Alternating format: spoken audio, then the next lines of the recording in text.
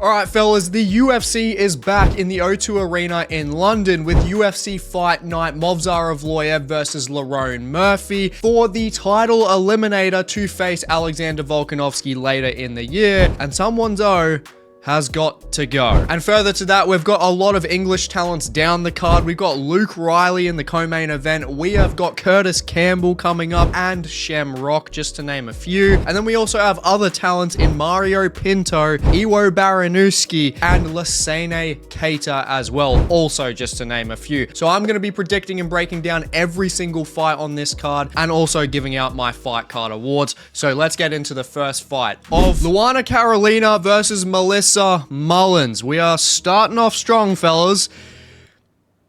Very strong for the London card. Now, Luana Carolina, don't actually understand why she's at bantamweight, because she fought Michelle Montague. She lost last September moving up. But before that, and after losing to Meatball Molly, she went 3-0 in flyweight. She was actually looking fairly decent. The size there was pretty good for her. But Michelle Montague, in that fight in September, she just pretty much consumed Luana Carolina that entire fight. Got completely dominated by that control. So it's a little bit suspect as to why she's up at bantamweight. Maybe just a bad weight cut, I don't really know. But Luana Carolina does have decent Muay Thai on the feet, and Melissa Mullins, yes, she's the home crowd fighter, but I can understand why she is the underdog here, especially looking at like their last performances. Melissa Mullins got absolutely pieced up against Dyer in her last fight, because when she's pressured backwards, she just doesn't move her head on the back foot. I mean, that's like 90% of women's MMA,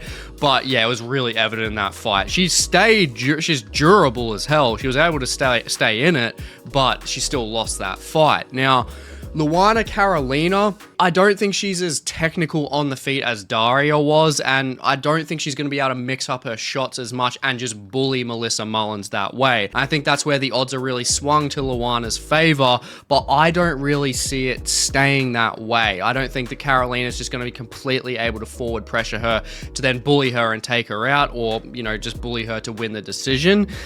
But if it does stay on the feet the entire time, I think Luana Carolina is simply the better striker and will win. She's a Muay Thai black belt. She doesn't have like the greatest ground game contrast, and that's where Melissa Mullins on the other side, she has honestly underrated wrestling. She's got decent grappling overall, and in her last 3 fights, they've been grappling based fights in terms of just overall events for her, like just martial art career. She's had 3 grappling fights since her last MMA fight. So I think she's going to be more just intent to actually using that grappling. And if she can take Luana Carolina down, she is the bigger girl out of the two of them, and I think she can get some decent control on Luana. Luana just doesn't look like she has the answers at all on the ground.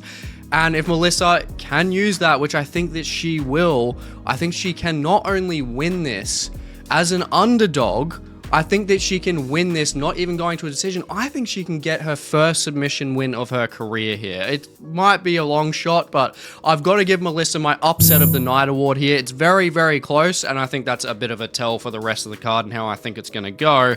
But Melissa Mullins, I do think she is the more well-rounded fighter out of the two of them. If she utilizes that wrestling, utilizes that good timing on her double legs that she has used, that's how she literally survived against Dyer. I think if she uses that offensively, straight off the mark, she's going to find a lot of success, and with the ground control she could get, just similar to Montague especially, I think she can find the submission finish here. I'm going to go by a round 2 rear naked choke finish. Moving up the card, we got Ravena Oliveira versus Shanelle Dyer. Now, Shanelle Dyer, she is the home crowd fighter. She has looked fairly decent on the regional scene. She's fought through the PFL, got a couple wins there. But aside from that, on Dana White's Contender Series where she fought Faro is actually a very good fighter who beat her. Dyer was just getting pieced up. She got wobbled like 3 times in that fight. She's not great at moving her head off the center line, and Faro with her boxing just really, really pieced her up. And she didn't get the contract, and somehow she's gotten this fight, I guess because she's like, aside from, you know, Meatball now leaving the sport, she's like the only real like UK strawweight they have. So yeah, they've pulled her in for this fight, and it's not gonna be that entertaining, I really don't think. I mean, Ravena Oliveira, She hasn't looked impressive in the UFC so far. She's had some pretty just lackluster performances, and she's lost pretty much all of them by decision. I think against Stephanie Luciano in her last fight, she got submitted. So she's on the chopping block. She's just has no answers on the ground, and she's not aggressive on the feet. And Shanelle Dyer on the other side, she's gritty. She has a lot of heart. I don't think she's super technical, but I think that she is just, honestly, just more interesting as a fighter than Ravena Oliveira. And I think that she can utilize decent tools in terms of leg kicks, especially using the frame that she does have. She's got nice teeps. She's got those leg kicks. She is someone that can implement pretty decent strikes, especially as she goes through the fight. She does have good cardio as well. I think she can pick this up late and just accumulate volume over time. I just don't think Ravena is UFC caliber at all, and Shanelle fighting through the PFL and coming against a very tough opposition in Faro on Dana White's Contender Series, I think there's more to give for her, and I'm going to give her a decision win here. I definitely don't think it'll be that interesting, to be honest, but yeah, overall, I think Shanelle's just going to land more volume, be a bit more gritty, and that's enough to get it done here. Now, moving up the card, we have got a tough matchup. We have got Shamrock versus Abdul Kareem El Selwady. Now, Shamrock is a big name coming from the UK regional scene into the UFC. Now, obviously, he already lost his debut in the UFC. Nothing wrong with that. He lost to Narila Aliyev, who is one of the best lightweight prospects. But Shamrock is a guy that is coming out of Next Gen MMA. So he fights with Luke Riley, who's in the co-main event, and Paddy Pimblett, of course, as well. And he is really, really dangerous when it comes to his submission-based game. He's got a great choke-based submission pedigree. He's got a bunch of rear nakeds, bunch of guillotines. Like, he's just a very, very tough out for a lot of people when it comes to the ground game. And that's especially so because of his physique, just his stature. He's got those long limbs. He's able to just wrap up submissions and just make it a nightmare for his opponents.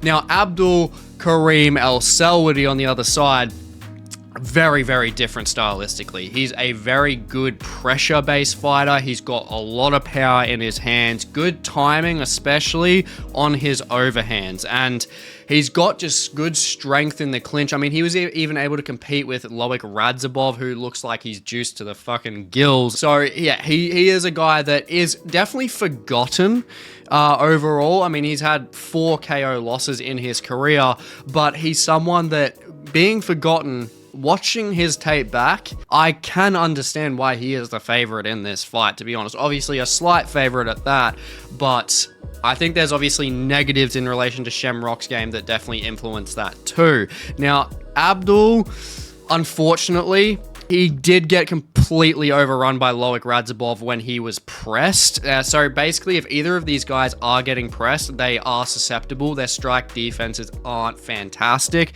And Abdul really faced that and got chinned. And that was 2 years ago that he had that matchup. And he has only had 1 grappling fight in 2024 since that time period. So in 2 years, he's not fought in MMA at all. He's had 4 consecutive fight cancellations since that Loic Radzhabov fight. It's tough for him because he's 30 years old. He's a promising offensive fighter and has great cardio. He's a guy that just does not slow down. But that inactivity is a killer for a lot of people. And people are probably wondering how on earth that he is the actual favorite here against Shamrock, especially on a London card. But as I said, being forgotten, I mean, that works in Abdul's favor. He's a guy that is very dangerous on the feet. He's a guy that has pretty decent wrestling on his side as well. And I think overall, yes, Shamrock is better in the actual strict grappling front, but on the feet and when it comes to actual strength in the clinch, Abdul Kareem El Selwady is the better fighter. And in contrast, the overall threat of his power and his technical ability with his hands is probably the killer in this fight. And from what I've seen with the fight study of both of these guys, yeah, I really think that Shem is going to struggle with the pressure that is going to come from El Selwady in this fight when El Selwady is just so naturally aggressive on the front foot. And also, as well as that, the cardio does not wane for Selwady. Like, he will not slow down. He's super strong in the clinch as well. He does have the ability to bully in this fight because Shamrock, yes, he's a great submission artist, but he doesn't have a lot of threats on the feet. He's got nice, like, lunging 1-2s. He likes to maximize that reach, and he does have a 4-inch reach advantage in this matchup. But that's with him being able to consistently stay at range, and I don't think he's going to be able to do that. And Shamrock, with his takedowns, decent single leg takedowns, but Abdul Kareem is a shorter guy. He's got that lower center of gravity. It's going to be harder for Shem to just drive through and get that takedown. That's the problem with Shem being a strict grappling based fighter, and he's got this really big tall frame. It just doesn't help him unless he's on the ground, and that's where I think Abdul Kareem Selwady, I think he's going to be able to find the mark. I think probably round 2, I think he's going to start lighting Shamrock up in the first round. I don't think Shem's going to really like that Selwady is pressuring forward a lot. He's going to try and hope shoot. Selwady is going to be able to use his explosivity to sprawl out and not let Shamrock get him to the ground. And then I think in round 2, as the volume accumulates, I think Selwady lands a clean right overhand, just checked from a jab from Shamrock over the top of it, bang, hits him in the chin, and then I think he ground and pounds him out for the finish here. It's a very tough one to pick because if it gets to the ground, Shamrock will most likely submit Selwady in this fight, but I just can't ignore the power threat and the just forward pressure from Selwady in this matchup, and I think he's getting it done. Now, moving up the card to a not very competitive fight, we got Antonio Trocolli versus Mantas Kondtratavicius. Antonio Trocolli, dude, I don't know what this guy is still doing in the UFC. Obviously, you know, not my place to say, I'm not a fighter, but Trocolli, dude, this guy is just a sacrificial lamb for any prospect coming up at middleweight. And also, when it comes to being at middleweight, why is he still there? The guy is just not technical at all. Like, move up to light heavyweight. Yes, your chin's gone anyway, but at least you stand more of a chance because they're less technical the heavier you go. So, and him being 6'5" with an 80-inch reach, he can still compete physically at that division. But while he's at middleweight, the guy's just free money, man. Mantas Kondtratavicius is going to fuck this guy up. He's a forward pressure machine. He's got disgusting hooks. He's got really nice straight shots as well. He annihilated his opponent on Dana White's Contender Series last September, literally in the first round.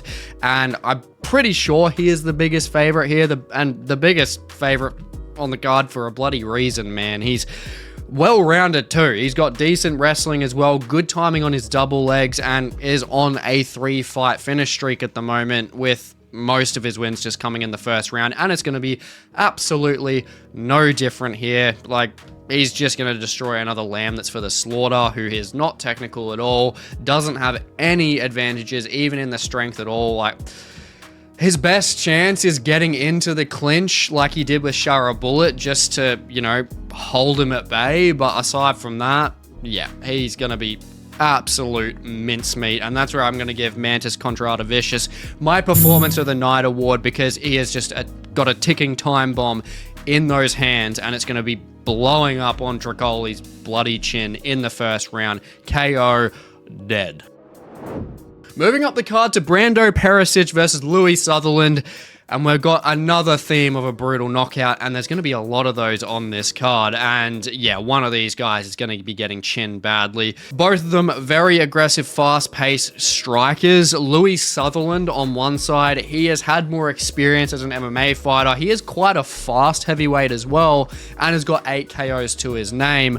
Just a decent kickboxer overall, and I will say, like, his wrestling's actually not that bad. I've seen him on the regional scene time some decent takedowns, and he's going to have to do that in this matchup because Brando Pericic is just such a bigger force. Like, this guy is massive. Like, he is so strong, so fast for his size. He moves as fast as Tom Aspinall, but we just have a bit of an unknown when it comes to his ground game. And if you're Louie Sutherland, drive straight through this guy's fucking hips and take him down, because I think that's the only way that Louie Sutherland stands a chance here. Brando Pericic is so dangerous, man. Like, even though Louie Sutherland does have that, you know, kickboxing background, he's got decent counter striking, good body kicks as well, but yeah, even though he's got those tools, Brando Pericic is just way too dangerous. And Pericic has got his own tools himself. And I think he's going to be able to dominate Louie Sutherland in this fight, in all honesty. I think he's arguably the best heavyweight prospect outside of the rankings, plain and simply. I don't know how much value you put on that because of the division, but I just think the big thing is Louie Sutherland on the front foot can compete on the feet, but I think Brando, just with his size and presence and his speed, I think he's just going to be able to push Louie Sutherland on the back foot, and he just doesn't work as fluently on the back foot, especially as Brando Pericic. Brando is coming out of City Kickboxing, so he trains with guys like Izzy. He's got Eugene Behrman there. He's got great striking coaches. Like, they work in all realms when it comes to the feet, and also they have a good record for takedown defense, and Pericic will be implementing that, and that's if Louie Sutherland even gets a chance to take him down, because I'm taking Pericic by a round 2 finish. I think Pericic is going to be more so, you know, I don't think he's going to be like complacent per se, but he's going to understand, like, okay, this is arguably one of the best fighters that I have ever faced. Probably is the best fighter he's ever faced, to be honest. And yes, Brando Pericic absolutely ran through his opponent in his debut, but Louie Sutherland does have more technical capabilities on the feet and can obviously take the fight to the ground if he wants to. And that's where Brando Pericic, I think he is just going to make sure that he utilizes that reach to his advantage. He's got a really nice, powerful jab, and I do think that he's going to be able to stick it on Louie Sutherland to the point where he actually drops him, and then I just think he ground and pounds him out in round 2. And yeah, unless Louie Sutherland's exercising the wrestling to a great extent here, I think he's getting lit the fuck up. Moving up the card to more death, we have Mario Pinto versus Felipe Franco. Franco, short notice guy, coming in for Mick Parkin. Mick Parkin pulled out. That would have been a lot more competitive. And Felipe Franco, he's a young guy, same with Mario Pinto, but Franco is very fast on his takedown entries and has pretty decent body locks on him. But that's it. Honestly, that is it. Like, he doesn't have anything else in contrast to Mario Pinto and what Mario Pinto can deliver. Felipe on the, like, getting the fight to the ground, yes, that is literally his only chance here. Getting it to the ground, and even transitionally, I mean, we saw him against Vidal on Dana White's Contender Series, got reversed pretty much instantly and got ground and pounded pretty badly. And yeah, it's like a high risk versus high reward matchup here. Mario Pinto actually probably is the best heavyweight prospect, better than Brando Pericic, so I take that back. Mario Pinto is disgusting on the feet, and he's got wrestling there as well. I think Pinto can just take this wherever he wants. If he wants to take Franco down, he will take Franco down. If he wants to absolutely chin him on the feet, he will chin him on the feet. Now, Mario Pinto is a great prospect, but why am I so confident in him, and why is he a minus 550 favorite? You look at the record of the opposition that Felipe Franco has fought, his 11-fight career, pretty much every single fighter is an absolute can. Like, he has got, the records are atrocious. So him coming into Dana White's Contender Series and then coming into the actual UFC is a grave mistake, because he is going to get absolutely annihilated. If he can somehow land a clean shot on Pinto, great. If he somehow takes Pinto out, great. The next fight he fights, he will most likely lose. Like, he's not going to be doing any damage in the heavyweight division. He's not good enough. He hasn't had the experience, the high caliber of experience to do anything against the heavyweights we got now, and heavyweight is shit, so that's really saying something. Mario Pinto is literally the worst matchup he could get out of the heavyweight top 15. So if that's not reason enough, Pinto knocking him out cold in the first round, dead. Now, moving on to the more technical matchups up the card, we got Nate Wood versus Losene Keita. Now, I am really feeling for Nate Wood, man. Like, he's probably going to be 50 years old by the time he gets a fucking ranked opponent opportunity, because he's having to face Losene Keita, who, man, this guy is really dangerous. If he can fucking make weight, he is seriously dangerous. But Wood, we know that he stands the test of time. He's a guy that loses fights, he comes back, he's always in the fight, he makes things very competitive. And I mean, the 5-fight win streak definitely attributes to that. He's got very strong wins on his side within that win streak as well. He's beaten Morgan Charrier, and most importantly, he beat Jose Miguel Delgado last October as well. So I think from that, he should have already got a top 15 fight. But Losene Keita, he was supposed to get a top 15 fight, I think almost into the top 10, where he was supposed to fight Patricio Pitbull, and then he missed weight. But you can see the pedigree of this guy. Him not even fighting in Dana White's Contender Series. Him not having any other UFC fight. His debut fight was going to be a top 15 guy in featherweight, and that's because he is a double champion in Octagon MMA. He is super dangerous. He's a very, very good prospect. One of the best guys that the UFC could sign out of, you know, the UFC itself, like out of any bigger promotion as well, out of PFL or anything.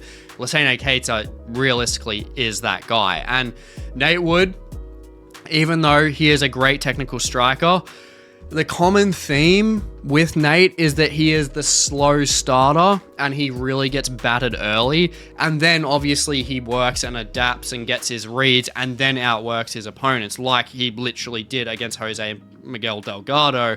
But the problem with that is, and that reoccurring theme, unfortunately, is that he is not going to be getting past the early onslaught of Losene Keita. Keita is just so pressure heavy. He's got really dangerous striking. I mean, you can see he's got 10 KOs to his name, and yeah, like very technical. Straight rights, just clean as hell. Lead lefts, really nice to the body. He just cripples his opponents with those lead lefts, and really explodes into flurries, and he's not scared to do so. He's got that wide base where he really can just lunge in for those shots, and he's got the strength in the clinch as well. He's just a really, really dangerous guy. I can't really think of anyone that super compares to him. Like, he's just a very, very good, strong, dangerous talent. And yeah, he's got just like barrages against the cage. Like, if you look on the regional scene, you look at his fights, like he absolutely destroys his opposition when he gets his way, and he gets his way pretty much every single time except once. So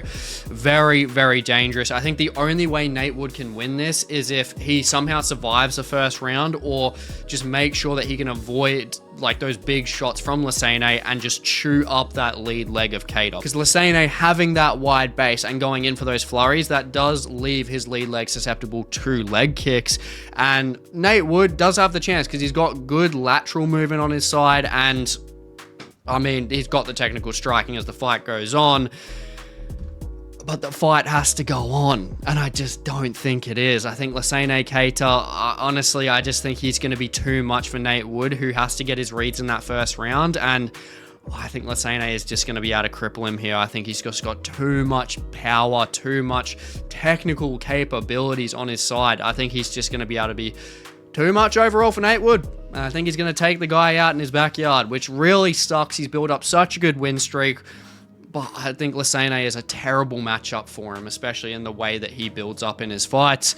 Yeah, I don't think what Wood is going to be seeing round 2 and round 3. Keita is going to fly him against the cage, he's going to drop him, and he's not going to allow him to survive. I think he's going to get the ground and pound finish in round 1. Done out. Now, moving on to Mason Jones versus Axel Soler. Now, this is a very good and a very close fight. Definitely one of the most competitive on the card. And I've got to give credit to the matchmaking team from the UFC for this, especially building this with Axel Soler moving down from welterweight from his debut into his actual natural weight class at lightweight. I think this fight just makes a lot of sense. And as I said, Axel Soler is coming back after a successful welterweight debut against Rhys McKee last September, where he won that by a late TKO finish. And now being back to his natural weight class at 155 pounds, he's going to look better here. And he is the former Aries lightweight champion and is a pretty gritty southpaw fighter. He's undefeated as well. It's weird. He's like a gritty fighter. He can fight pretty well up close and just make things dirty, but he's also simultaneously got a good karate style base as well. He's very good at timing his shots. He's got nice uppercuts. Very just good offensively. Like, he's got good 1-2s, good uppercuts. Overall, like, dangerous on the front foot, especially as the fight goes on. But his strike defense is poor. I don't like it at all. He's been hurt in multiple fights, but somehow comes back. And we've seen that he is very susceptible to hooks. And you can see in multiple fights on the regional scene that he gets tagged. He even got tagged by Reese McKee a couple times. And yes, he carries himself through those times with offensive wrestling. And if he didn't have that, he probably would have got chinned. But yeah, he needs to improve his head movement overall. I think that's just the real dangerous thing for him. If he is getting pressured back consistently, that's where he's going to be in trouble. Now, as I said, offensively, kickboxing combinations, just really good at all ranges when it comes to his tools. Like he is scary when he is pressing on the front foot and finds his reads. But I think moving down to his natural weight class, I think that he is going to struggle with the speed at lightweight, especially compared to the regional scene caliber to now what is fighting in the UFC against aggressive strikers. And Mason Jones is a guy that is offensively sound in all departments and is extremely aggressive. He's on a 6-fight win streak since his first stint in the UFC back in the day, where he only had losses to guys like Ludovic Klein and Mike Davis, which are not bad losses at all. And now in the second stint that he's having, he's given a great performance against Jeremy Stevens and a crazy performance against Balaji Oki last time out, where he was almost finished early and then he just came back and bullied the shit out of Oki to take him out in the next round. And Mason Jones, man, he's got that grit. He makes fights extremely dirty. And even though I said Axel Sola is pretty good in those clinch-based exchanges and making things dirty there, Axel more predominantly relies on technical striking with his own forward pressure and dictating his own pace. But when he doesn't get his way and he gets pressured, he just gets bullied out of his game plan completely and he really struggles. And Mason Jones is the guy to disrupt that game plan. Axel is actually very similar to Nate Wood in that he has to get his reads early to really get control of the fight, and he does take shots in those first rounds. But I don't think Mason Jones will let him get those reads, similar to Losene Keita. I think Mason Jones knows that he wants to wrap this up quick, and he mixes things up very well. He mixes up his strikes very well. He's got good teeps. He's got good leg kicks. He's got really sneaky head kicks as well.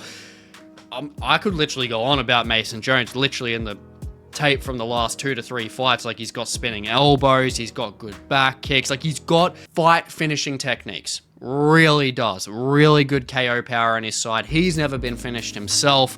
And I think with the onslaught of tools that he has on the front foot, if Axel Sola can't find his reads at range, then he is going to struggle here badly against Mason Jones's forward pressure. And that's where I think Mason Jones is going to be taking him out. Like, even though, like, Axel Sola, he's got good wrestling and could take Mason Jones down, Mason Jones does have good grappling-based techniques anyway. He's 3-0 with subs.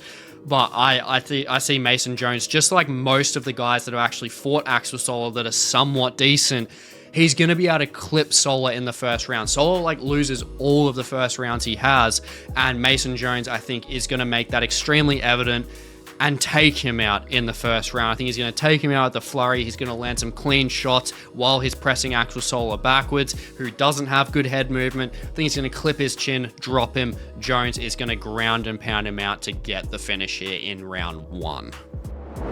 Moving up the card, we got Danny Silva versus Kurtis Campbell. Now, Danny Silva is a great technical boxer. He's very, very underrated overall, because the only guy that Kevin Vallejos hasn't been able to finish on his absolute fucking tear right now through the featherweight division is Danny Silva. And that's really credit to Danny's durability, but also the guy's strike timing. He is very, very good with his strike timing, good in firefights. He just knows what to do. He knows how to keep level-headed.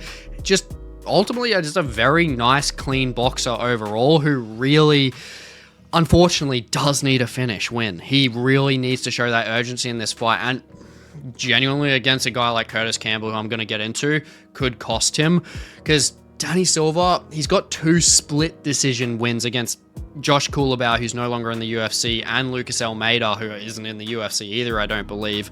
And yeah, Danny Silva having his wins against guys that aren't even there anymore, and then losing to Kevin Vallejos, he's going to have a target on his back. And Kurtis Campbell, man, this guy is a dangerous prospect coming out of Liverpool, and is extremely dangerous when Danny Silva has his back against the wall. Like, Kurtis, man, this guy, really nice Thai boxer. He's got gnarly kicks at all angles as well, but also has really good takedown offense. Great timing on his double legs, great timing with his body locks. I mean, he completely nullified Dembasek on Dana White's Contender Series, who is a very strong fighter, had a very, very good win streak through the regional scene himself. Kurtis Campbell just fucked that guy up. It just didn't make it competitive at all. Like, Kurtis is just so dangerous, honestly. With that momentum, I think that he is someone that is just looking like a future superstar. Like, he is even though Danny Silva is a very hard guy to get out of there, I just think Kurtis overall, with the MMA display that he has, full MMA display, that striking style he has with that body lock wrestling is just really perfect to beat a guy like Danny Silva. Kurtis Campbell will be able to chew up the legs of Danny Silva, just really just break down his base early and just cut down the body as well with the kicks and just slow him down to the point where I think Kurtis Campbell is going to use more of a heavy wrestling base game through the last half of the fight. And I see him getting a 30-27 decision here. As I said, Danny Silva is extremely durable. He's a really hard guy to get out of there and knows his strike timing. And that's where I think Kurtis Campbell has the ability to change that up, change that dynamic completely, get the fight to the ground and swallow Danny Silva there for a 30-27 clean decision win here. Moving up the card to Roman Dolidze versus Christian Leroy Duncan. Roman Dolidze, this guy, he's that sore thumb in the rankings at the moment, and he's going to be getting dumped out of these rankings because, like, yes, he's a gritty dude. He's a big dude for the division. He's got good strength on his side, but he's 37 years old. He doesn't have great strike speed. He's slow as fuck. Like, he doesn't have any great offensive threats, and he hasn't had a good win since he fought Jack Hermanson and got him in that calf slicer in 2022. So he hasn't had a good win in 4 years, and against a guy like Christian Leroy Duncan, what is he going to do? Well, he's most likely going to try and ride the shit out of the clinch game here because the striking at range, he is going to get cooked. Like, he needs to get this fight to the ground, which I don't think he will, because CLD is just so much more explosive, so much more agile, just so technically sound on the feet, and is also strong himself. Like, he was able to literally match his strength with RoboCop. And yeah, Christian Leroy Duncan, he's a considerable favorite for a very clear reason. He's one of the most dangerous UK talents at the moment who is not ranked, and he has almost got every single win by KO, like pretty brutal KOs at that, and that's with that dynamic Taekwondo based kicking game he does have. He's got great leg reach, he's got great reach with his arms, like just great stature for middleweight. And yeah, he's on a scary winning streak since he did lose that competitive fight to RoboCop. He brutally finished Eric Anders in the first round and then just absolutely murdered Marco Tulio, which was a scary knockout. And Marco Tulio was looking like one of the best middleweight talents and just shut him down badly. So Roman Dolidze, his aim is to survive in this fight, and CLD is just so much more accurate. He fights out of both stances. He's got striking tools for days, and I do think Roman Dolidze is going to try and close the distance immediately, try and get into clinch range, try and hold CLD at bay, which I think he can to the point where he survives the first round. But I think Roman Dolidze, especially at that age, I think he's going to start slowing down towards like the second half of the fight, and that's where CLD is just going to piece him up through the second to the third round. I think he gets the knockout finish in the third round clean.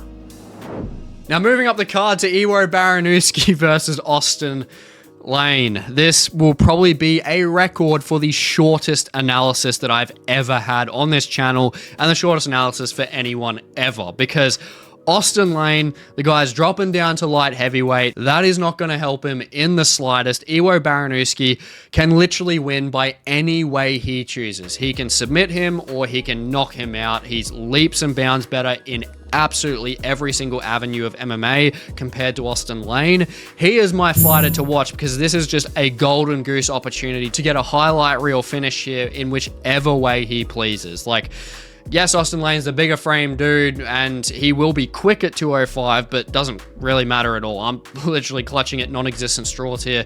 Iwo Baraniewski will absolutely bulldoze this dude. He will destroy Austin Lane, because if he's destroying a guy like Ibo Aslan, who is better than Austin Lane, he's just fighting down in competition pretty much for the fun of it, and just so the UFC can say, yep, get a highlight reel finish so he can just build you up because you are a future star. And Iwo Baraniewski is definitely that. He is a filthy 100% finished Polish fighter. He is the next gen of Polish power. He is getting this finish in under a minute. Mark my words. He's just going to go straight in for a flurry, clip him, bang, dead, done on the canvas, just flatline dead. He's done.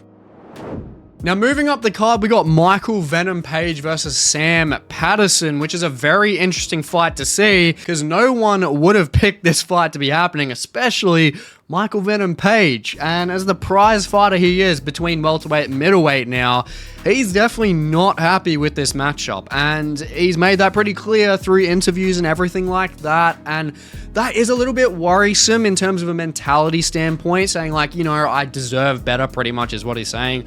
You know, Sam Patterson isn't this kind of guy that's going to give me a lot of, you know, hype and going to push me further up the rankings or anything like that, like someone like Shara Bullet would. And that is worrisome in combination with him being 38 years old, because when you look at the guy standing across from him, Sam Patterson, man, is legit. He is on a 4-fight finish streak at the moment.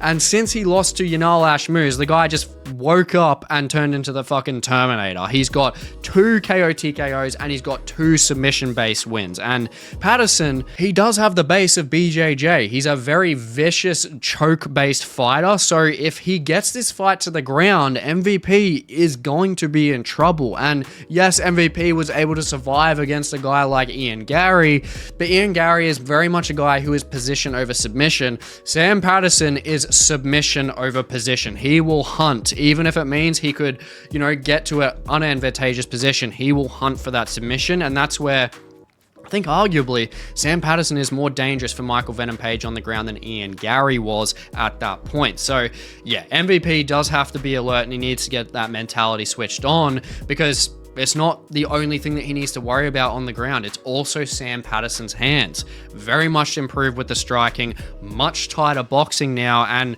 he carries that power clear as fucking day because he's on back-to-back first-round KOs. So he will also have all the confidence within that momentum he's carrying too.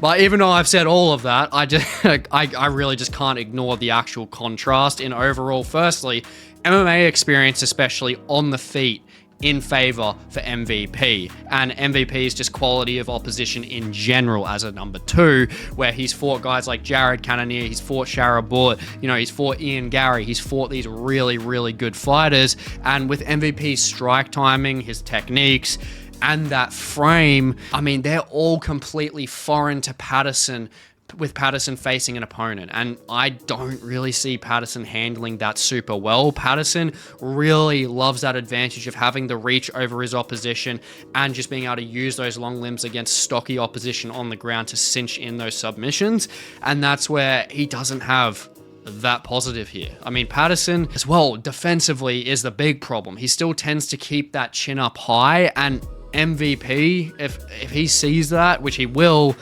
MVP will just download that data. He will get his reads, and I mean, MVP with this strike speed, even at 38 years old, he's going to be able to find the finish here. I really do think it is. So Sam Patterson's a beast, but he's moving into a whole nother realm of opposition now, and this is a big step up. And aside for Michael Venom Page, I mean, aside from the Ian Gary fight, which was razor close, he has dominated those other 3 fights, and 3 out of 4 of them literally have similar frames to Patterson, in Ian Gary, in Kevin Holland, and in Shara Bullet. So MVP knows what he's going to be doing here, and he's going to make it brutal. I think it's going to be a big, straight right timed, right over the hand of Sam Patterson, over the shoulder, bang, just smacks him in the chin, and I think that's going to drop him, and then Michael Venom Page just ground and pounds him out. And with that, especially with Sam Patterson as the force that he is, I do have to give Michael Venom Page my finish of the night award here, because we also don't see MVP finishing a lot of guys in recent times, so seeing him get a just signature finish that he's gotten through Bellator, which made him famous, I think seeing that's just going to be an extra special finish of the night here, and I think he's going to get that done in round 2. Now moving up to the co-main event, we have got Michael Aswell Jr. versus Luke Riley, who is the reason why it is a co-main event. And Luke Riley is pumping all the way up to the co-main event because he is a stud on the UK scene. He definitely lives up to his name. Like, he has got 9 KO finishes. He has got hands of fucking dynamite. Like, they've got bombs in him. Like, he is super, super dangerous. And I can see in enough time possibly having Luke Riley eclipsing Paddy Pimblett if he gets that ground game on lock. He's just so gifted on the feet. If he can round it out, he's going to be a problem, and especially being that at 26 years old, because we've already seen in his debut, he absolutely annihilated Bogdangrad on the feet, and Bogdangrad is a very hard guy to get out of there. Never been finished on the feet prior, and I mean, if your strike defense is lacking, which Bogdan's was at the start of round 2, Luke Riley will fucking decimate you. He's got those hands, he's got the technical precision as well. His offense is on point, if you couldn't already tell. He's got the great looping hooks, just great boxing.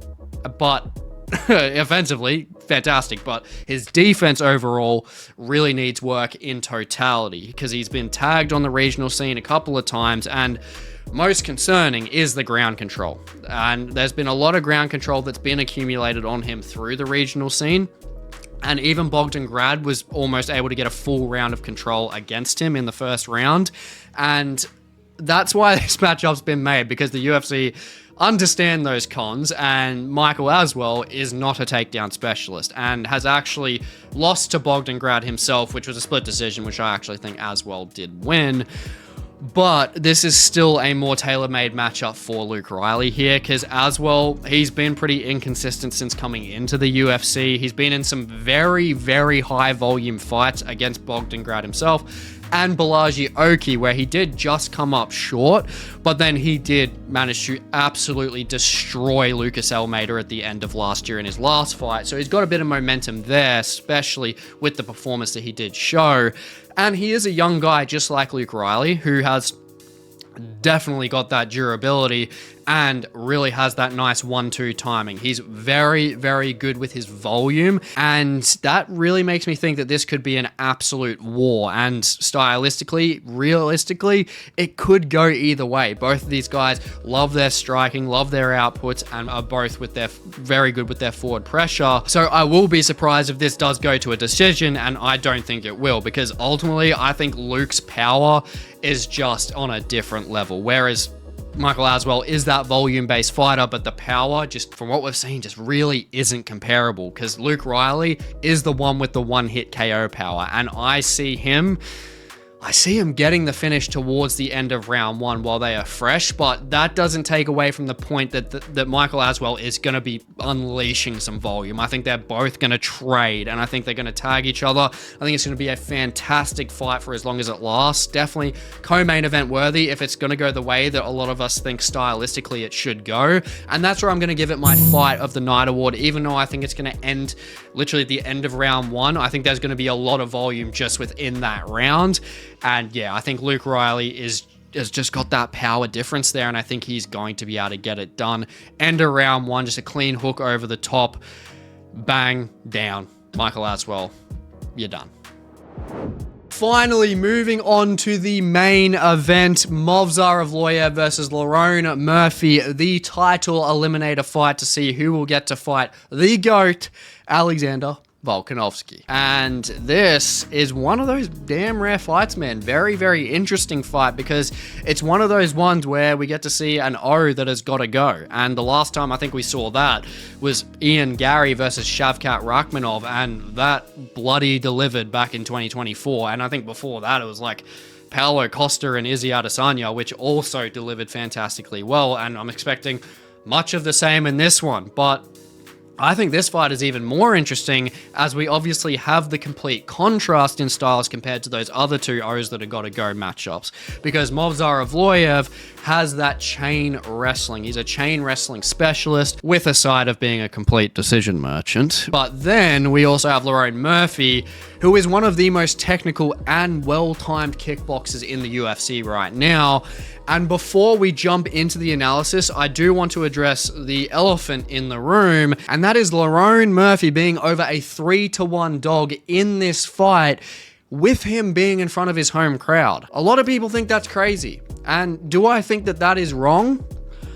I think that it is wrong that he's that much of an underdog, but I still think he should be the underdog here, simply down to the fact that based on the literal evidence we do have, Evloev is definitely the more well-rounded guy here, because he can compete on the feet with Lerone a hell of a lot better than Lerone can on the ground with Evloev. And from the tape we have, that's just a fact. And Lerone Murphy may have improved his takedown defense leaps and bounds since, I don't know, his UFC debut against Oliveira, where he got taken down 6 times and then 5 times again by Amir Khani later on. But the huge problem is that we haven't seen it improve all that much up until the fighters that he's faced now, because he got taken down by Josh Emmett like 4 times and then also got taken down twice by Aaron Pico too. And granted, the guy's got good get-ups, but do those get-ups work against a guy that out-controlled someone like Aljamain Sterling? I highly doubt that, guys. And on the other side there, Movsar has been able to outstrike Diego Lopez with volume and Dan Ige with volume, and he was able to hold his own against Arnold Allen on the feet with his boxing too, and he doesn't have that much of a reach disadvantage as well. And he's really got good fundamentals with those hands. He's got good 1s, good 2s, good 3s, good 4s. Like, he just keeps it simple, but it is effective. And he likes to use those simple, effective boxing tools because it doesn't make him overextend too much, and he can get those takedowns off of that striking where he utilizes that chain wrestling so well. He chains his simplified boxing with his wrestling extremely well to get the fights to the ground. And when it comes to this matchup, I see Lerone being able to sprawl pretty effectively in the first half of like the first round, but I really think as the fight does go on, like, his sprawls are going to weaken over time, and Evloev will just start consistently chaining takedowns the later the fight goes. Like, Lerone has to keep this at range. If he can somehow keep this at range, keep his lateral movement perfect, he can outstrike Evloev to win this and potentially KO Evloev. But Evloev isn't fighting a guy in Lerone Murphy like Diego Lopez that can transition with him effectively on the ground. And the moment Movsar gets a hold of him and it gets to the ground, I think we're going to be able to see a pretty identifiable hole in Lerone Murphy's game, which is that ground game. And in 5 rounds, I think Movsar is going to be able to expose that flaw pretty well, to the point I'm going to get a lot of hate for this. A lot of hate, and it is definitely a rare take. But if he gets this control over Lerone Murphy for a good amount of time, and honestly, if he gets it early and he's able to out-transition him effectively, which I think he will be able to do, I see around a championship round with Lerone Murphy getting tired, I see a Movsar Evloev finish. I know, unsubscribe, he's talking shit, it's all bullshit. Well, honestly, I think if Movsar needs to showcase his tools, that he's actually able to finish a fucking fight, he needs to expose the most identifiable hole, which is Lerone Murphy's ground game, and he's got 25 minutes to do it. Because in this day and age, when it comes to the UFC, we've seen Diego Lopez get an undeserved title shot, and Evloev has beaten that guy, and he's fought for the title twice. If Evloev doesn't get a finish here, do not be surprised if someone like fucking Gene Silva gets the title fight ahead of him, even if Evloev wins this fight. If he wins it by decision, there is no guarantee that he is actually going to fight Volk. Whereas if he does get that submission finish, it's a wrap. Evloev is going to get that shot. So Evloev, I think subconsciously he's going to be showing that urgency, and I really think that is going to pull through, because at the end of the day, Movsar is the more well-rounded guy. He can compete with Lerone on the feet. He can't beat Lerone on the feet, but he can compete to the point where he can set up his wrestling effectively. and expose that flaw of Lerone Murphy to get this one done by submission. I think it's going to be a rear naked choke as Lerone Murphy tries to frame up while he's exhausted, gets the rear naked choke finish in either round 4 or round 5. And I think Evloev pretty much wins every round except possibly the first round up until that point. Now, I really hope you enjoyed the predictions and breakdown video, and I also hope you enjoy UFC London when it comes around. Please let me know your picks down below in the comments below and see what you guys have different to me. I'd be very interested to hear your takes. And if you haven't already, definitely just check out the video here on the screen, and please like, comment, subscribe. It goes a long way for the channel, and I will hope to catch you in the next one.